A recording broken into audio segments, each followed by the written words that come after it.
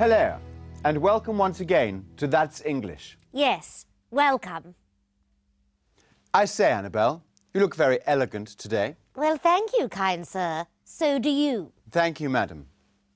So could you tell us what today's programme is about, please? Yes, it's all about different social customs. And we've got a wonderful documentary about social etiquette. Oh, how lovely. Yes, we're going to look at what you should and shouldn't say and do when you're invited to a formal lunch or dinner party.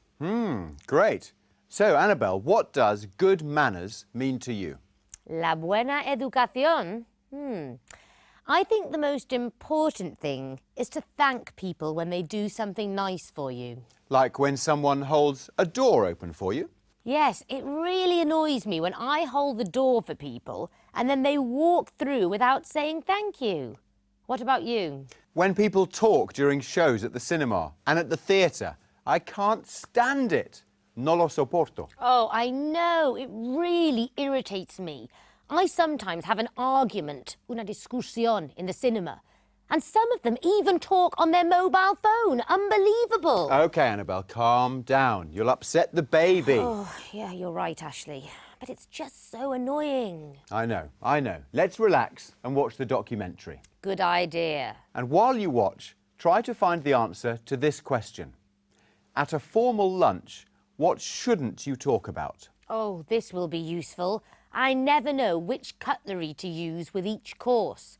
¿Qué cubiertos usar con cada plato? Well, watch and learn. The butler represents a classic image of social etiquette in Britain. Yes, you too. Have a drink, please. Thank you very much. He follows rules that have been handed down from generation to generation and always knows how to behave perfectly. Although most people don't have to obey the same rules as a butler, good manners are still very important. The British are famous for being very polite. They always say thank you. Yeah. Thank you. Very nice. They even send notes to thank people for coming to their parties. Good manners are part of everyday life. Oh, that's lovely, thank you very much. I'll have one of those.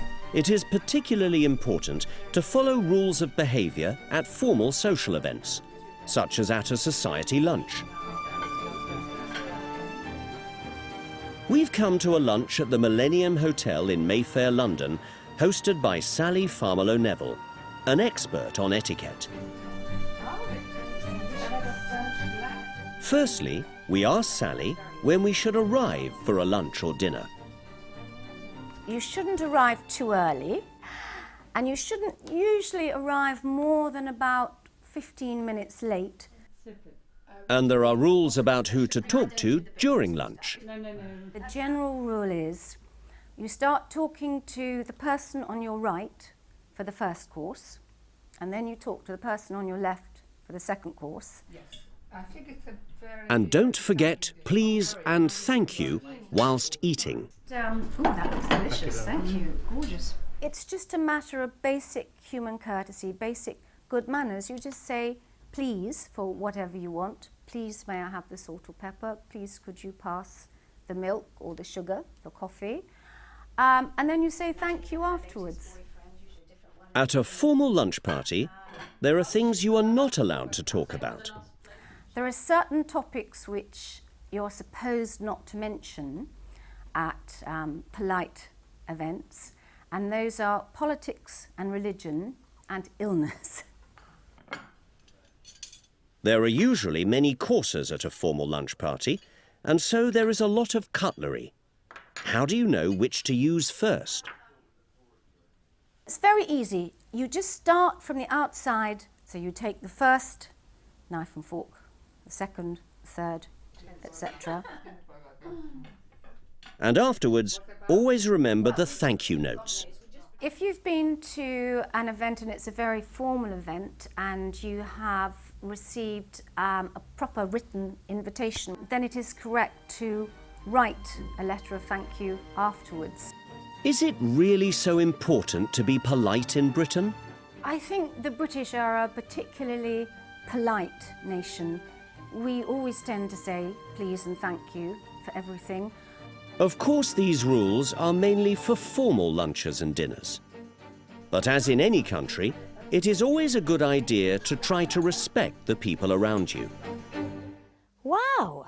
I had no idea that you should start talking to the person on your right for the first course and then the person on your left for the second. I made that mistake when I went to a formal dinner last week, but it wasn't the only thing I did wrong.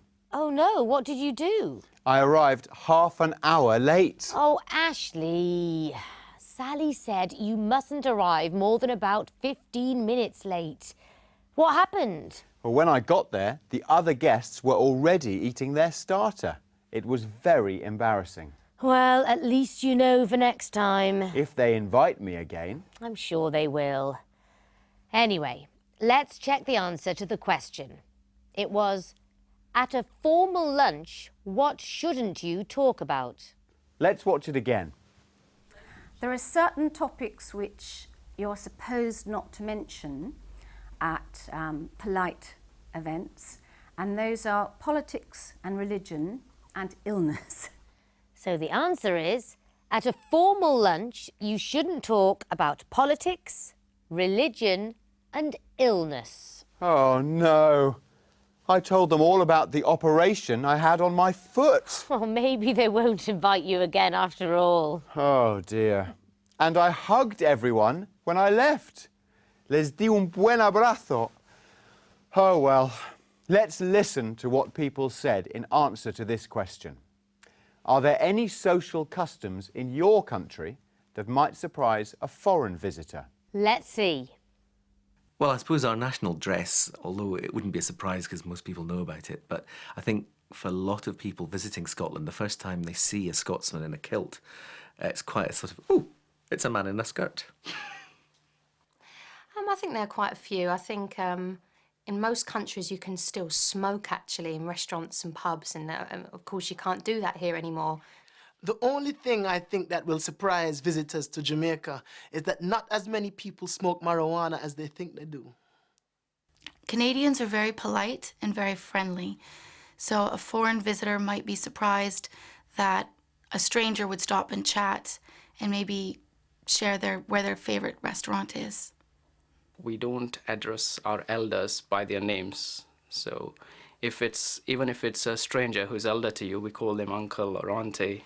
I think so, definitely. South Africans are, we're very friendly in the sense that we're very sort of touchy-feely. We love hugging people, and whilst you're in a conversation with somebody, getting very up close and personal. So South Africans are apparently very touchy-feely. Tienen más contacto físico. Especially when they play rugby. Didn't your grandfather play rugby for Scotland, Ashley? Yes, he did. And did he wear a kilt? At weddings and other formal occasions, of course. I think kilts look great. But now our road trip. We're going to a town called Mould this time. Try to answer this question. How do people in Mould improve the environment in the town? Let's watch.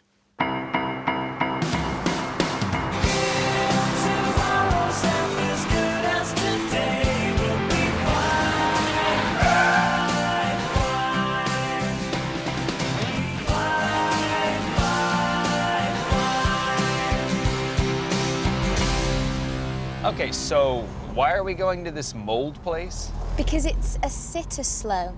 Sitter means city in Italian, so Mould is a slow city. I don't think it's a great place for you. Hey!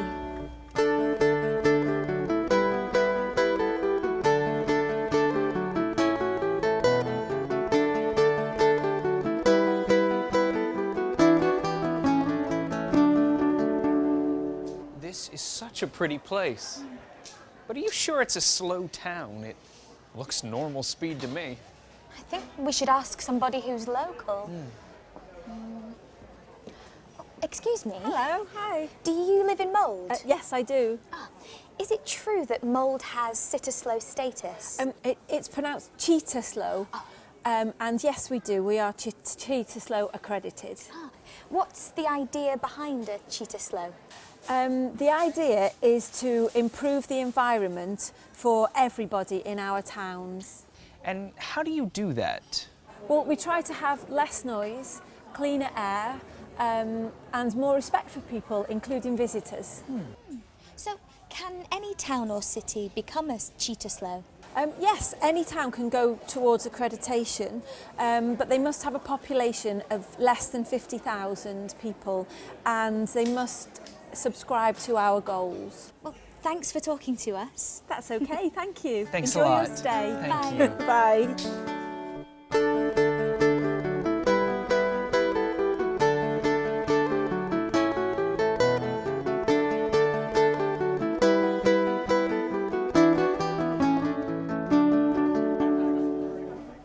Hello there. Hi. Can I ask if your produce is local? It's all made locally, yes. Yeah. So, how do you help mould be a Cheetah Slow? The idea is local people to mould, buy my cheese because it's made locally, and I supply a good service of organic cheeses. Organic food is more expensive than non-organic produce, isn't it? It's quite slow, the organic, because it's so expensive to produce. Are you selling more organic food than before? Yes, there's been a little increase. Oh, so the people of Mould are doing what this Cheetah Slow movement suggests? Yes, exactly right. Exactly, yeah. That's Yeah. great. No, that's Thanks fine. for your time. No, yeah, we're very welcome. Would you like to have a taste? I There you go. would.